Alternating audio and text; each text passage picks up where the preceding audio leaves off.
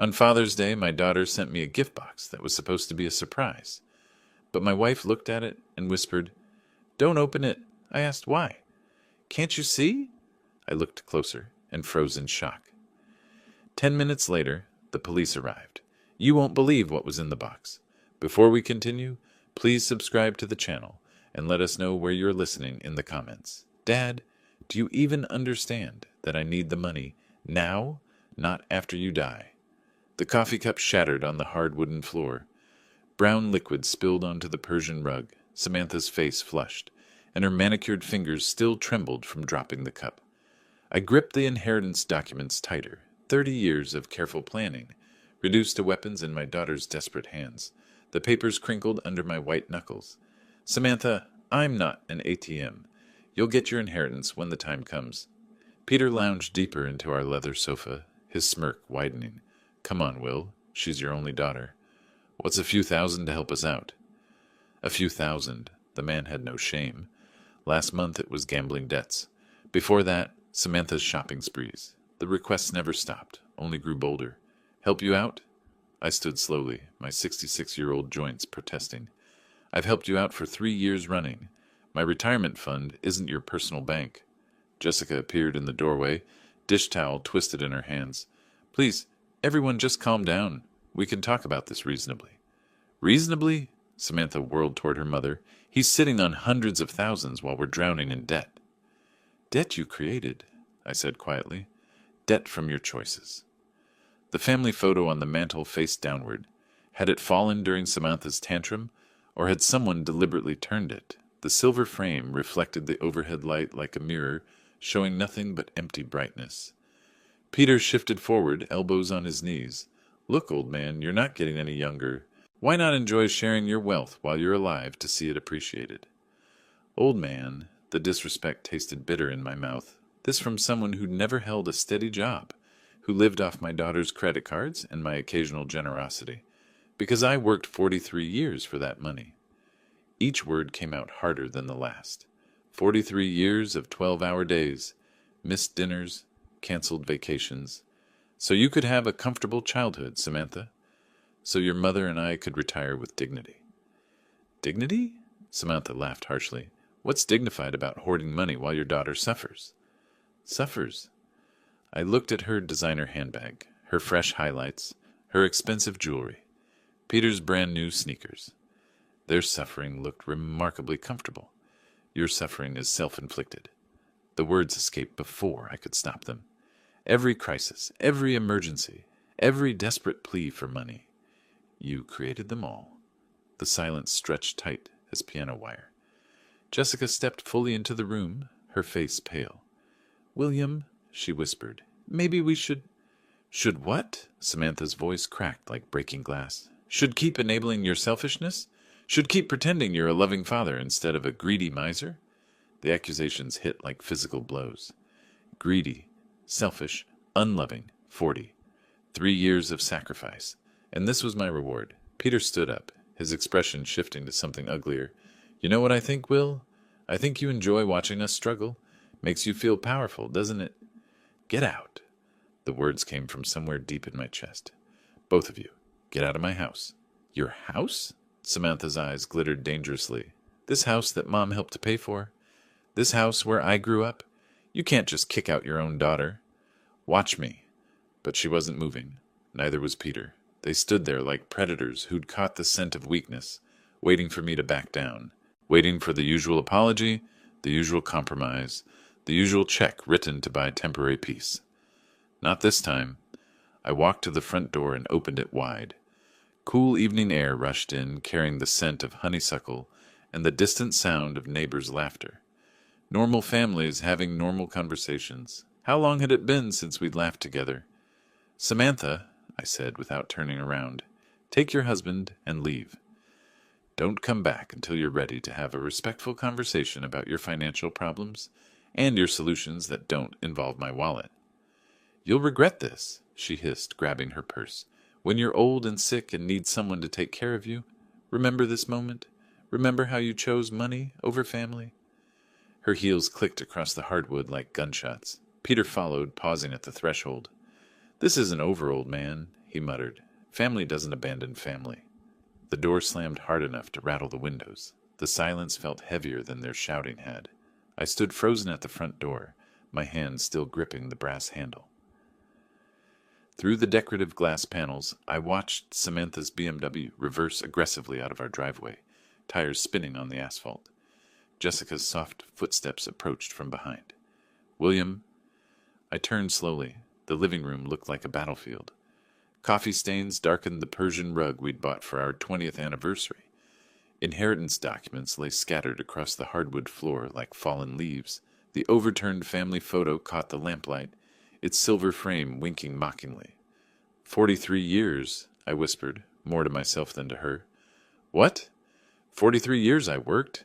Overtime shifts during her high school years so she could have new clothes, college textbooks, that car for her 16th birthday." My voice caught. The wedding we couldn't afford but paid for anyway. Jessica picked up the scattered papers, her movements careful and deliberate. "She's struggling, William. The gambling problem is her choice." The words came out sharper than I intended.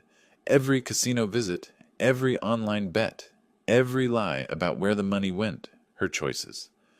I walked to the mantel and righted the family photo. 5-year-old Samantha smiled back at me, gap-toothed and innocent, sitting on my shoulders at the county fair. When had that joyful child become this manipulative stranger, demanding my life savings? "Remember when she wanted that dollhouse for Christmas?" I asked, touching the glass. "The one from the expensive toy store downtown. I worked double shifts for 2 months to afford it." Jessica's silence was answer enough. We both remembered, just like we remembered the ballet lessons, the summer camps, the brand-name shoes because her friends all had them. Every sacrifice made gladly for our daughter's happiness. And now she throws coffee mugs at me because I won't hand over my retirement fund. "She didn't throw it at you, William. She threw it at the floor." The distinction felt meaningless. The violence was the same, whether aimed at me or my possessions, the disrespect identical. I bent down and picked up one of the inheritance documents. The legal language blurred as I read it, but I knew every clause by heart. Years of careful planning, conservative investments, delayed gratification. All so Samantha would be financially secure after we were gone. "Peter's influence," Jessica said quietly. "He fills her head with these ideas about what we owe her. Peter didn't create her greed. He just gave it permission to show itself." The harsh truth hung between us. Our daughter had become someone we barely recognized, and we'd enabled it by always giving in, always writing the check, always smoothing over her latest crisis with our money. My phone buzzed, a text message from an unknown number, but I recognized the writing style immediately. "Dad, I hope you're happy. Kids need winter coats and school supplies, but apparently your precious money is more important than your grandchildren. Don't expect to see them anytime soon. Grandchildren, the ultimate weapon in Samantha's arsenal. Emma and Jake, 8 and 6 years old, innocent casualties in their mother's war for my wallet. She knew exactly where to strike to cause maximum pain. I showed Jessica the message. Her face crumpled. She wouldn't really keep them away from us, would she? But we both knew she would. She'd done it before, during smaller arguments. A week here, 2 weeks there. Whenever we didn't immediately comply with her financial demands, the children used as bargaining chips in her endless quest for money. "William, maybe we should reconsider—" "No." The word came out like a gunshot. "No more. I won't be held hostage by threats about the grandchildren. I won't teach Emma and Jake that love can be bought, that family relationships are transactions." Jessica flinched at my vehemence. In 38 years of marriage, she'd rarely seen me this angry. Even during our worst arguments, I'd never spoken with such cold finality, but something had shifted tonight. Some fundamental understanding about my daughter, about our relationship, about the future I'd imagined for our family. The illusion of loving sacrifice had shattered as completely as that coffee mug. My phone buzzed again. 6 days later, I sat on our front porch with the Sunday paper, trying to find normalcy in the Father's Day morning routine. The coffee had grown cold in my mug, but I held on to it anyway, watching neighbors emerge for their weekend activities. The Hendersons were loading their car for what looked like a family outing. The Patels were working in their garden, their laughter carrying across the quiet suburban street. Jessica moved around inside the kitchen, the soft clatter of breakfast dishes drifting through the open window. We'd spent the week in careful conversation, dancing around the Samantha-shaped hole in our family dynamic. Neither of us had heard from her since that night. No calls, no texts, no surprise visits demanding money or reconciliation. The silence felt unnatural. In 3 years of financial crises, Samantha had never gone this long without contact. Usually by day 3, she'd be calling with apologies and smaller requests, testing the waters before launching into her next major plea for money. But this was different. The completeness of the silence felt deliberate, calculated, almost like the calm before a storm. Part of me felt relieved, part of me worried. The rumble of a delivery truck broke through my thoughts. I looked up from the sports section to see a brown UPS vehicle slowing in front of our house. Strange. We weren't expecting anything, and Sunday deliveries were rare unless someone paid extra for weekend service. The driver hopped out, consulted his handheld device, then grabbed a medium-sized box from the back. He approached with the professional efficiency of someone working holiday overtime. "William Carr? That's me." "Happy Father's Day," he said, offering the package and his electronic clipboard. "Someone must think highly of you to pay for Sunday delivery." I signed my name, studying the shipping label as he walked away. No return address visible, just generic shipping information.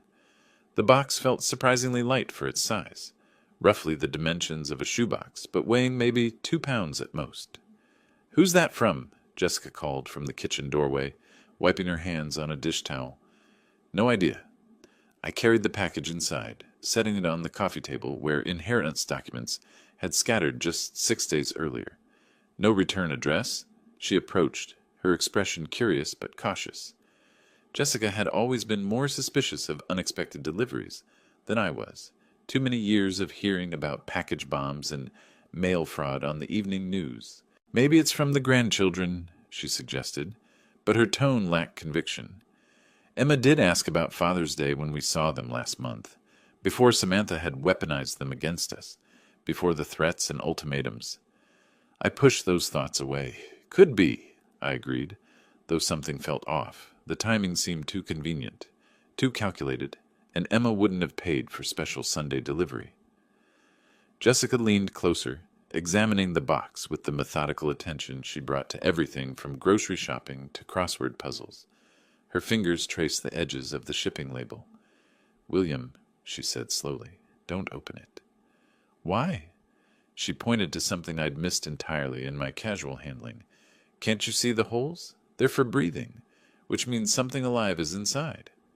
My stomach dropped. Now that she'd pointed them out, I could see tiny punctures in the cardboard, barely visible unless you knew to look. Small, precise holes that someone had clearly made on purpose. "Breathing holes," I repeated, my voice flat. "Something's alive in there," Jessica confirmed, backing away from the coffee table. "The question is what?" We stood there in our living room, staring at the innocent-looking package, as if it might suddenly sprout legs and run away. The morning sunlight streaming through our windows seemed less warm now, the suburban quiet more ominous. "Who would send us something alive?" Jessica whispered, but even as she asked the question, I felt a cold certainty settling in my chest. The timing, the anonymous sender, the Sunday delivery that ensured we'd be home and unsuspecting. This wasn't a gift. This was something else entirely. From inside the box came the faintest sound, a soft rustling that made us both freeze. The sound stopped as quickly as it had started, leaving us in tense silence. Jessica grabbed my arm, her fingernails digging into my skin through the cotton of my polo shirt. "Did you hear that?" she breathed. I nodded, unable to trust my voice. Whatever was in that box was very much alive, and it was waking up. A soft hissing sound emerged from the cardboard, barely audible but unmistakably real.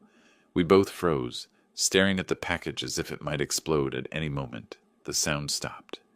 Silence stretched between us like a held breath. Then it came again, longer this time. A distinct hiss that sent ice through my veins. Jessica's grip on my arm tightened until her nails bit through the fabric of my shirt. "William," she whispered, her voice barely a breath. "Call someone. Now."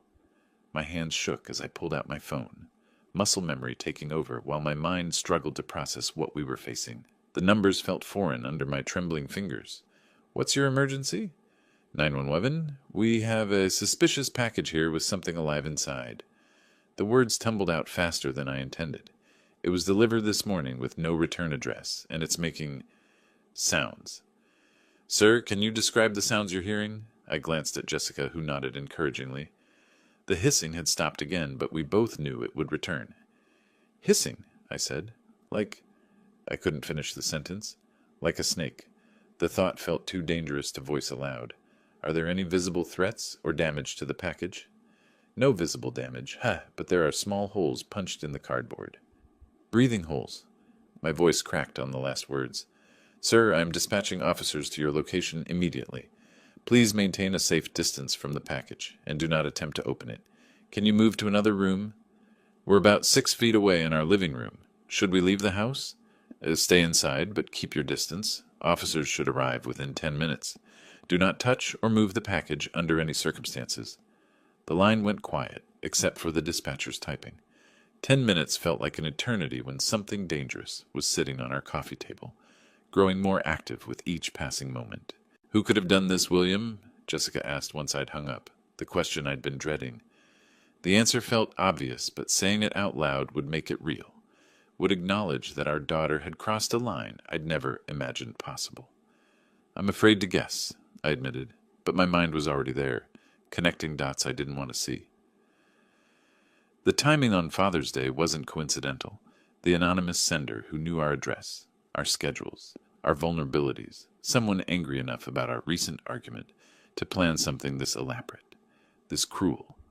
Another sound from the box made us both step backward, not just hissing this time, but a rustling that suggested movement, something shifting position inside the confined space. The argument, Jessica said quietly. 6 days ago, she was so angry when she left. She didn't need to say Samantha's name. We were both thinking it, both arriving at the same horrible conclusion through different paths of logic and dread. But this? I gestured at the package. This isn't anger. This is something else. Revenge. The word hung unspoken between us. Too ugly to voice, but impossible to ignore. Our daughter, the child we'd raised and supported and loved despite her flaws, had sent us something designed to frighten or harm us. The box rustled again, more insistently this time. Whatever was inside was definitely awake now, probably confused by its surroundings, possibly agitated by our voices and movement. What kind of person does this to their own parents? Jessica's voice broke on the question. Someone desperate, I said, though the words felt inadequate. Someone who thinks they've been wronged. But deep down, I knew it was more than desperation. This required planning, calculation, a level of malice that spoke to something broken in the relationship between parent and child. Samantha hadn't just lashed out in anger. She'd crafted a deliberate act of psychological warfare. The sound of car doors slamming outside made us both jump. Through the front window, I could see a police cruiser in our driveway, 2 officers walking toward our door with the purposeful stride of people trained to handle dangerous situations. Relief flooded through me so quickly it made my knees weak. Professional help had arrived. Soon, whatever nightmare lurked in that innocent-looking package would be someone else's responsibility to handle safely. The doorbell rang, sharp and authoritative, in the tense quiet of our home. I opened the door before Officer Todd Reeves could knock a second time. His presence filled the doorframe, tall, solidly built, with the practiced alertness of someone who'd handled domestic emergencies. The nameplate on his uniform read T. Reeves. Mr. Carr, I'm Officer Reeves. We received your call about a suspicious package. Yes, thank you for coming so quickly. I stepped aside to let him enter. It's in the living room. He wiped his boots on our welcome mat before crossing the threshold. Jessica appeared in the hallway, still wearing her apron, hands twisted nervously. Officer, we're just so grateful you're here. We didn't know what else to do. You did exactly the right thing, ma'am. His voice carried calm authority. Can you show me the package? We led him to the living room, where the box sat on our coffee table, looking smaller now that professional help had arrived. Officer Reeves approached carefully, pulling latex gloves from his utility belt. When did this arrive? About 35 minutes ago, I said. Sunday delivery. Someone paid extra for weekend service. He examined the shipping label without touching the box. No return address visible, and you heard sounds coming from inside. Hissing? Jessica said quietly. Like... She couldn't finish. Like a snake, Officer Reeves completed matter-of-factly. I've handled similar situations before. Usually non-venomous, but we take every precaution. He reached for his radio. I'm calling Animal Control. They have proper equipment for safe removal. Dispatch, this is Unit 47, requesting Animal Control services at 1247 Maple Street. Suspected snake delivery in residential package. The radio crackled back with confirmation. 20 minutes for Animal Control to respond. Officer Reeves turned back to us, shifting from procedural efficiency to investigative curiosity. Do you have any idea who might have sent this? The question I'd been dreading. I felt Jessica's eyes on me, waiting to see how I'd respond. I don't know, I said carefully. Probably just some kids playing pranks. His gaze sharpened slightly. Kids would need access to live animals, shipping materials, knowledge of your address. This required planning and resources. My mouth went dry. He was right. Someone with means and motive had deliberately sent us a snake on Father's Day. Have you had any recent conflicts? Family disagreements? Family disagreements. The phrase hung in the air like an accusation. Jessica tensed beside me, both of us walking the tightrope between honesty and loyalty.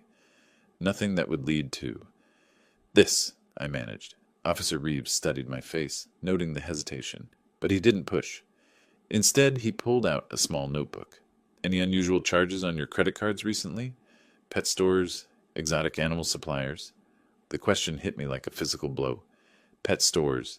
The memory crashed over me with terrible clarity. That charge I'd noticed on last month's statement. Samantha used my credit card for emergencies. Reptile Palace, 127 of 50. I'd assumed it was something for the grandchildren. Not a snake. Never a snake. Mr. Carr, are you all right? I forced my expression back to neutral, though my heart hammered against my ribs. I'm fine. Just processing all this. But I wasn't fine. The puzzle pieces were falling into place with horrifying clarity. The timing, the knowledge of our routines, the access to my credit card, the deliberate cruelty of choosing Father's Day. My daughter had sent me a snake. Will you be filing a formal report? Officer Reeves asked. We can investigate the package origin, pursue charges if we identify the sender. I looked at Jessica, saw the same conflict behind her eyes. Part of me wanted justice, but the larger part, the part that had spent 34 years protecting Samantha, despite her flaws, couldn't turn her over to police. No, I said quietly. I don't want to make a mountain out of a molehill. If it's just a prank, filing charges seems excessive. Officer Reeves made a note, though his expression suggested he'd heard this response before. Family loyalty trumping justice, even when family members cross dangerous lines. Another vehicle pulled into our driveway. Through the window, I could see a white van with Animal Control Services painted on the side. That'll be Mike Johnson, Officer Reeves said. Best wildlife specialist in the county. He'll have this resolved safely within the hour. But as I watched the animal control officer grab his equipment, I knew the real situation was just beginning. Mike Johnson from Animal Control worked with the methodical efficiency of someone who'd handled stranger situations than ours. Within 20 minutes, he'd safely extracted a 3-foot corn snake from the shipping box, confirmed it was non-venomous, and loaded it into a secure carrier for transport to a local reptile rescue. Beautiful specimen, he said, securing the carrier in his van.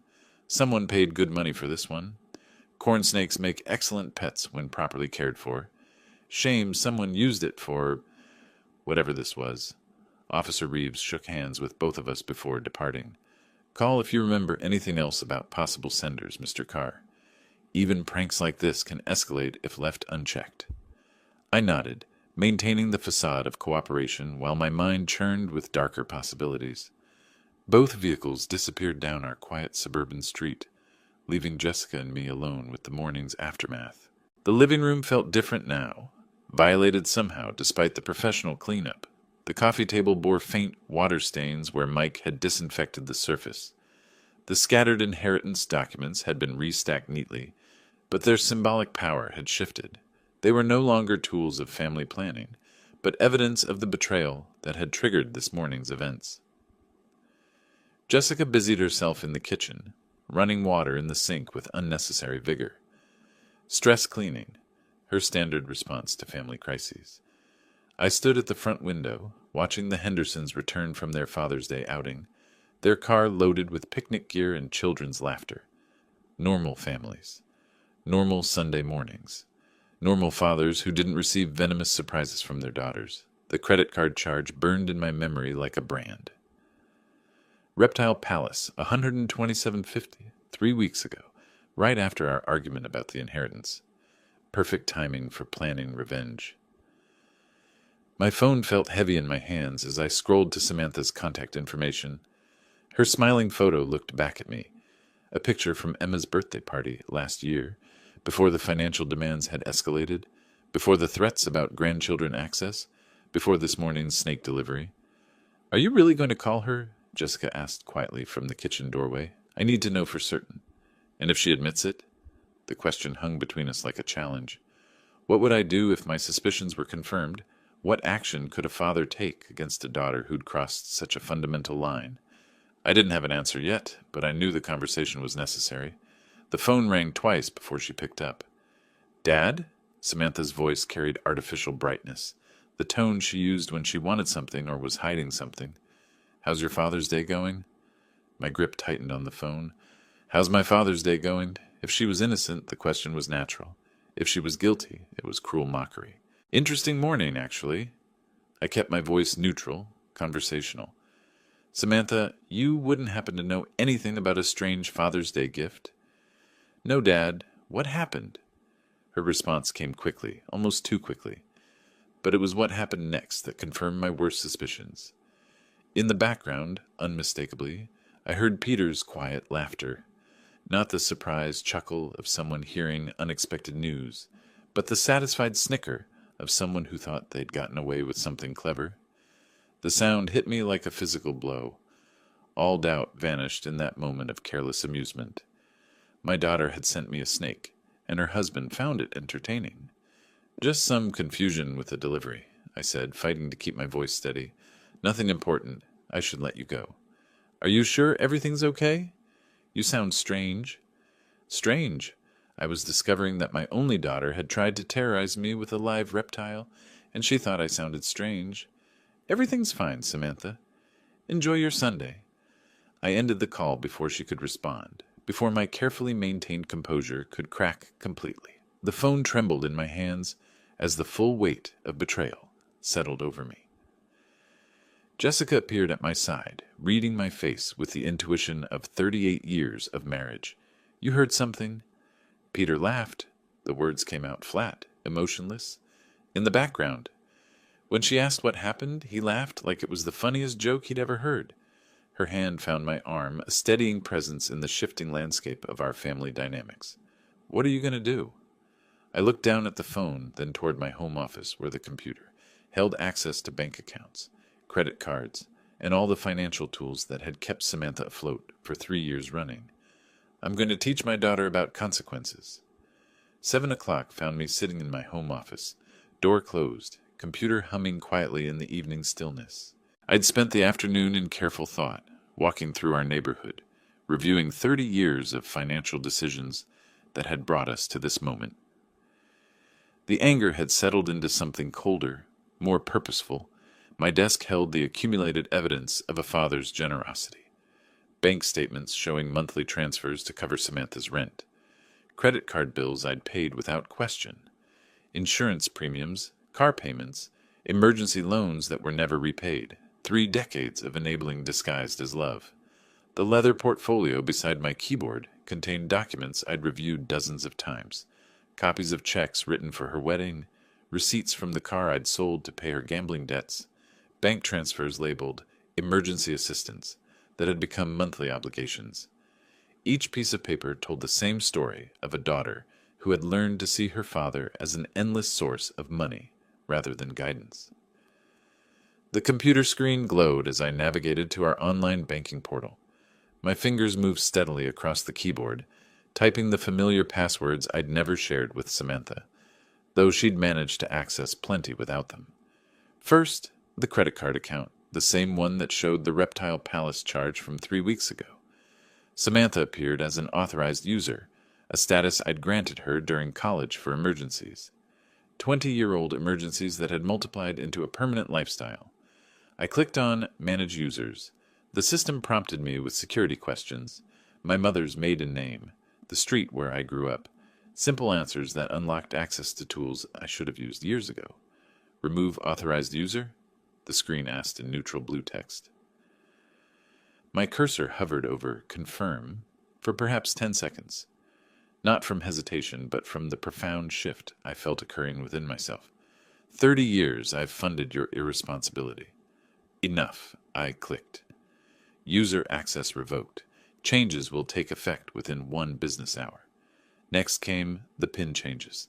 Samantha had somehow learned the numbers, probably watching over my shoulder during one of our many financial rescue missions.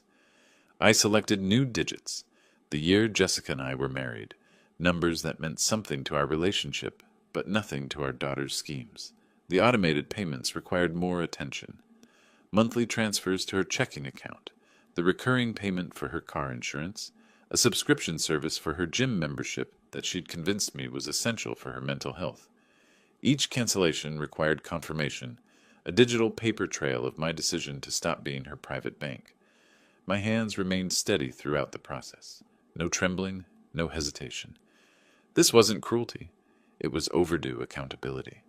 I remembered the conversation last month when she'd called, sobbing about the gambling debts, how she'd promised this was the last time, the final crisis I'd need to solve. I'd believed her, transferred another $5,000, and told Jessica we were helping our daughter learn responsibility. Instead, I'd been teaching her that consequences were optional. The final screen showed a summary of changes. Credit access removed, automatic payments canceled, PIN codes updated, the work of 30 years of enabling undone in 30 minutes of methodical clicking. Save changes?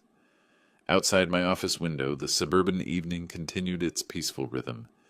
The Hendersons were grilling dinner in their backyard. Mrs. Patterson walked her small dog past our mailbox. Normal families living normal lives, probably not dealing with adult children who sent live snakes as Father's Day gifts. I clicked Save. The confirmation appeared instantly.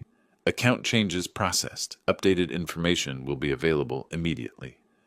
Leaning back in my leather desk chair, I felt something I hadn't experienced in years when it came to Samantha.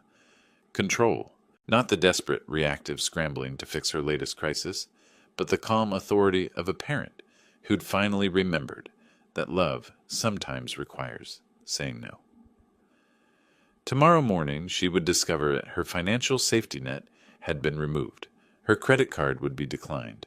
Her automatic payments would bounce. Her assumed access to my resources would simply end.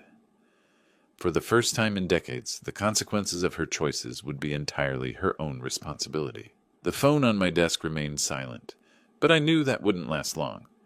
Morning arrived with unusual peace. I sat at our kitchen table with coffee and the newspaper, watching sunlight filter through Jessica's herb garden on the windowsill. For the first time in years, I felt no anxiety about potential financial emergencies, no dread of manipulative phone calls. Jessica moved quietly around the kitchen, refilling my coffee cup with the comfortable efficiency of 38 years of shared mornings. She'd asked no questions about my evening in the office, but her slight smile suggested she understood perfectly what I'd accomplished. The phone rang at 8:15. Samantha's name appeared on the caller ID, exactly as expected. I let it ring twice more before answering, using those extra seconds to center myself. "Good morning, Samantha."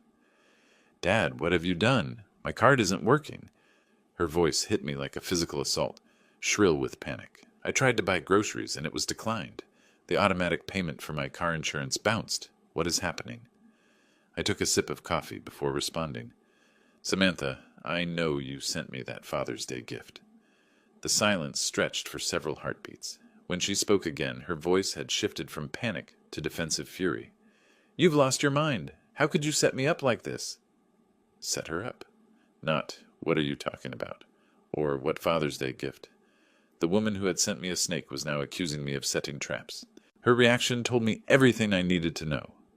I didn't do anything, I said calmly. I simply stopped paying for your irresponsibility. This is insane. You can't just cut me off without warning. I have bills, obligations, responsibilities. Responsibilities. I let the word hang between us, like the responsibility to treat your parents with basic respect, like the responsibility to handle your own finances instead of depending on mine. Jessica had stopped her morning routine to watch my face, reading my expressions for signs of stress, but I felt remarkably calm, almost detached from Samantha's hysteria. Dad, please, you don't understand. Peter and I are struggling right now. The apartment rent is due, and my car payment... Your car payment that I've been making for 2 years? Your apartment rent that comes out of my account every month? Perhaps it's time you understood what actual financial responsibility looks like. Fine. You want to play games? Her voice rose to a pitch that would have concerned me yesterday. Don't expect to see your grandchildren anytime soon. Emma and Jake won't even remember you by the time... Samantha. I cut her off with quiet firmness. Those threats stopped working yesterday morning. The phone went silent except for her rapid breathing. I could almost hear her recalibrating, searching for the manipulation tactic that had always worked before. I can't believe you're doing this to me, she whispered, switching to the victim voice that had opened my wallet countless times. I'm your daughter. I'm struggling, and instead of helping me, you're punishing me for something I didn't even do. Something she didn't even do. Still no direct denial, no confusion about what gift I'd referenced. Just the blanket deflection of someone who knew exactly what she'd done and was angry about facing consequences. Your struggle is not my responsibility, I said. Your choices created your situation. Your choices sent that package. Your choices will determine what happens next. You're being ridiculous. One little prank and you completely lose your mind. One little prank, there it was. Not quite a confession, but close enough to confirm what her panicked overreaction had already revealed. She'd sent me a live snake as a little prank, and now expected me to continue funding her lifestyle. A prank involving a dangerous animal isn't little, Samantha. And a father cutting off financial support after 30 years of enabling isn't losing his mind. It's finally finding it. Her voice turned arctic. This isn't over, old man. You think you can control me by controlling money? We'll see about that. The line went dead. I set the phone down gently and looked at Jessica, who had watched the entire conversation with growing admiration. The morning sunlight still streamed through her herbs. The coffee still tasted perfect. She's coming here, Jessica said quietly. I nodded. Probably with Peter. They'll want to continue this conversation in person. Are you ready for that? I thought about the question seriously. Was I ready for my daughter to arrive at our home with her unemployed husband, demanding access to money she'd never earned, threatening grandchildren she'd already weaponized? Yes, I said. I think I am. The sound of a car engine roaring into our driveway shattered the morning calm. Tires squealed against asphalt as the vehicle stopped abruptly, followed by the sharp slam of 2 car doors. Jessica and I exchanged a glance. We both knew who had arrived. Heavy footsteps marched across our front walkway with determined rhythm. The doorbell rang once, sharp and demanding, then immediately again when no one answered fast enough. I stood slowly, feeling remarkably calm despite the approaching storm. Stay here, I told Jessica quietly. No. Her voice carried unexpected strength. We're in this together. The doorbell gave way to aggressive knocking. I walked to the front entrance and opened it to find Samantha and Peter standing on our porch like a 2-person army ready for battle. Samantha's face was flushed red with anger, her hair disheveled as if she'd dressed hastily and driven here in fury. Peter loomed behind her, his expression dark with malice I'd never seen directed at me before. Dad, Samantha's voice vibrated with barely controlled rage. We need to talk. We already talked this morning. I remained in the doorway, not inviting them inside. I thought I was quite clear. Clear? She laughed harshly. You were insane. You can't just cut me off because of some ridiculous misunderstanding about a Father's Day package. Even now, standing on my doorstep demanding money, she couldn't bring herself to admit what she'd done. There's no misunderstanding, Samantha. You sent me a snake, I responded appropriately. Peter stepped forward, his bulk filling more of the doorway. Look, old man, maybe you didn't think this through properly. Samantha has expenses. responsibilities. Kids need things. Kids whose mother threatens to keep them away from their grandparents when she doesn't get money, I replied evenly. Samantha's face contorted with desperate fury. Fine. You want to play hardball? You'll never see your grandchildren again. Emma and Jake will grow up knowing their grandfather chose money over family. The words that had once been my greatest fear now felt powerless against the clarity I'd gained. I looked at my daughter and saw not the child I'd raised, but the manipulative stranger she'd become. Samantha, I said quietly, that's not a threat. That's a blessing. The shock on her face was complete. This was not the response she'd expected, not the devastating blow that had always brought me to my knees before. Peter's mouth fell open. You... What? Samantha stammered. If you're the kind of person who uses children as weapons against their grandparents, then perhaps it's better that they're not exposed to that kind of manipulation while they're young. Peter's expression shifted to something darker. He stepped forward, close enough that I could smell the anger radiating from him. We know where you live, old man, he said, his voice low and menacing. We know your routines, your schedule. You might want to reconsider your position. I felt Jessica tense behind me, but I remained perfectly still. Are you threatening me, Peter? I'm just saying that family relationships work both ways. You want to cut us off? Fine. But don't expect us to just disappear quietly. Actually, I said, that's exactly what I expect. And if you choose not to disappear quietly, that becomes a matter for the police rather than family negotiation. Samantha grabbed Peter's arm, perhaps sensing he was pushing into territory that could have legal consequences. But her touch didn't calm him. It seemed to fuel his aggression. You think you're so smart, Peter continued. You think cutting off our money makes you powerful? There are other ways to get what we need. I'm sure there are, I agreed. Like getting jobs, for instance. Novel concept, but people have been supporting themselves through employment for centuries. This isn't over, Samantha hissed, her desperation transforming into pure venom. You'll regret treating us like this. Family doesn't abandon family, and there will be consequences. There already are consequences, I said. You're living them right now. They stared at me for a long moment, perhaps finally understanding that no amount of threats, guilt, or manipulation was going to restore their access to my resources.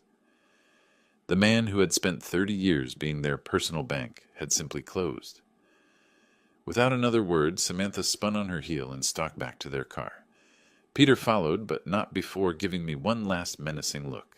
I watched them drive away, their car engine revving unnecessarily loud. Only when their taillights disappeared did I close the front door and turn to Jessica. Her face was pale, but her eyes held something I hadn't seen in years. Pride. We're going to need legal advice, I said. Evening brought the quiet normalcy that had become precious in our house. Jessica and I sat at our kitchen table after dinner, the domestic routine providing comfort after the morning's chaos. She sipped chamomile tea while I nursed my second cup of coffee, both of us processing the day's events. The kitchen had always been our sanctuary for serious conversations. It was here we'd discussed buying the house, planned for retirement, talked through concerns about Samantha's early struggles with money. Now it served as the place where we contemplated the complete breakdown of our family relationship. I keep thinking about when she was 8, Jessica said quietly. Remember the Mother's Day breakfast she made? Burned toast and orange juice with too much pulp, but she was so proud. I did remember Samantha in her pink pajamas, standing on a kitchen stool to reach the counter, determined to surprise us with breakfast in bed. The memory felt like it belonged to someone else's family now. She used to draw us pictures, I said, stick figures of our family holding hands. I kept them in my office desk drawer for years. I still have some in that memory box upstairs. Jessica's voice carried maternal grief. William, she's still our daughter, despite everything that's happened today. The words I'd been expecting all day. Jessica's instinct to heal, to find middle ground, to somehow restore what had been broken. It was one of the qualities I'd fallen in love with, this unwavering belief that families could overcome anything. Jess, I said gently, she crossed a line.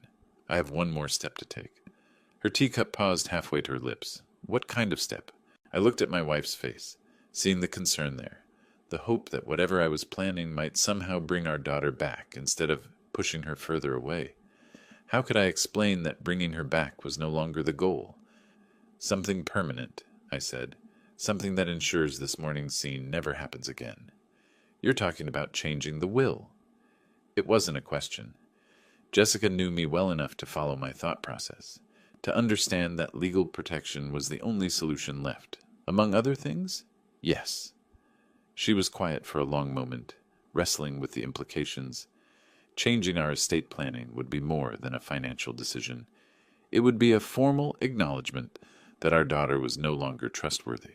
The grandchildren, she said finally, Emma and Jake, will be better off not learning that love can be purchased with money. I reached across the table and took her hand. Jessica, what she did today wasn't desperation. It was calculated cruelty. The snake, the threats, the manipulation, that's who she's chosen to become. But if we cut her out completely, we protect ourselves from future abuse. We protect our marriage from constantly managing her crises. We protect our retirement from being slowly drained away by someone who sees us as a resource rather than parents.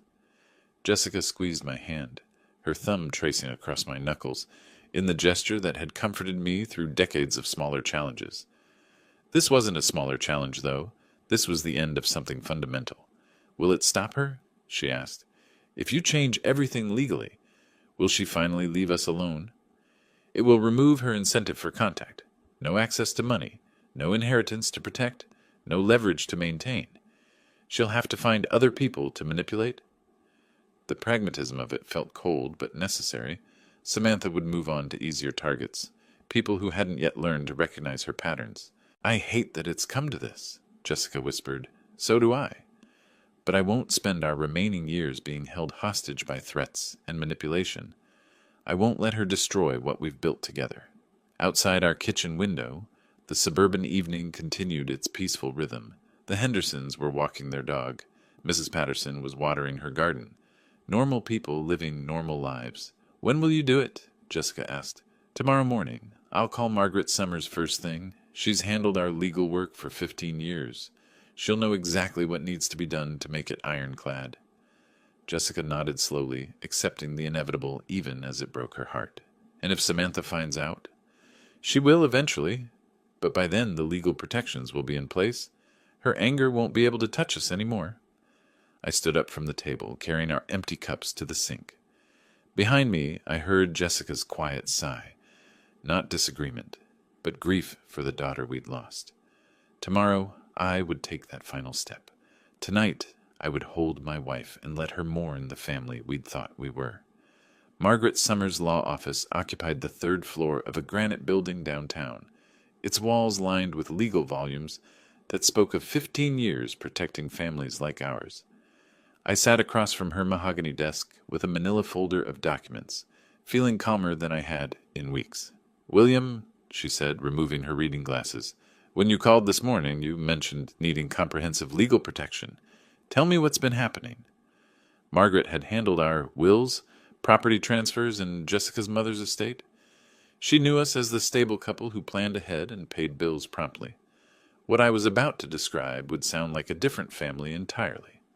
I explained the inheritance argument, the snake delivery, the blocked credit cards, yesterday's threatening confrontation. Margaret listened without interruption, occasionally making notes, her expression growing more serious with each detail. Peter said they know where we live, know our routines, I concluded. It felt like a direct threat. She set down her pen and leaned back. William, this goes beyond a family disagreement. You're describing harassment and intimidation. We need to address this on multiple fronts. That's what I was hoping you'd say. Margaret pulled out a fresh legal pad. Let's start with your will. You mentioned wanting to restructure your inheritance? I want my money to go to my grandchildren's education, not to my daughter's casino, I said. That's a wise decision, William. Her voice carried professional warmth. We can create an educational trust fund that provides for Emma and Jake's schooling, college expenses, and legitimate educational needs, while preventing any access by their parents. She outlined the framework. An independent trustee would manage the funds, releasing money only for documented educational expenses. Samantha and Peter would have no access, no control, No ability to manipulate the children's inheritance. What about Jessica? I asked. Fully protected, of course. The house, your retirement accounts, her security, nothing changes there. This only affects what would have gone to Samantha. Next came the restraining order documentation. Margaret opened a new file and began systematically recording yesterday's confrontation, the threatening language, the escalating pattern that had culminated in actual intimidation. The snake incident is particularly concerning, she said, writing quickly. Using live animals to frighten elderly parents shows planning and malice that courts take seriously. How long does this process take? The will modifications can be finalized within the week. The restraining order can be filed today. Once it's granted, any contact from Samantha or Peter becomes a legal matter rather than a family dispute. I felt something release in my chest, a tension I'd been carrying for months. The weight of being perpetually available for Samantha's crises, of walking on eggshells to avoid triggering her threats, of enabling destructive behavior. All of it was ending. There's one more thing, Margaret said. Based on what you've described, I recommend documenting everything for potential future legal action. Keep records of any attempts to contact you, any violations, any attempts to involve the grandchildren. You think it will get worse before it gets better? People who use manipulation and threats don't usually accept boundaries gracefully. When Samantha discovers she's been cut out of your will and served with a restraining order, her reaction may be significant. But that no longer frightened me.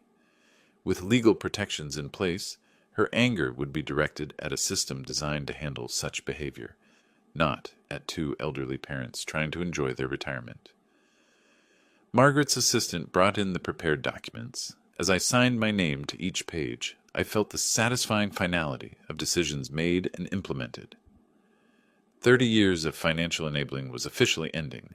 Our home would be legally protected from harassment. The restraining orders should be approved by end of business today, Margaret said. Court officers will serve both Samantha and Peter by tomorrow morning.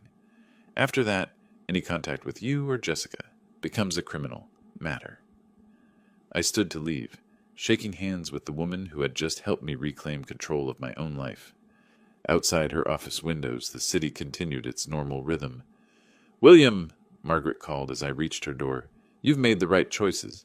Your family's safety and security come first." I nodded, tucking the folder under my arm. Tomorrow morning, Samantha would discover that manipulation was no longer an option.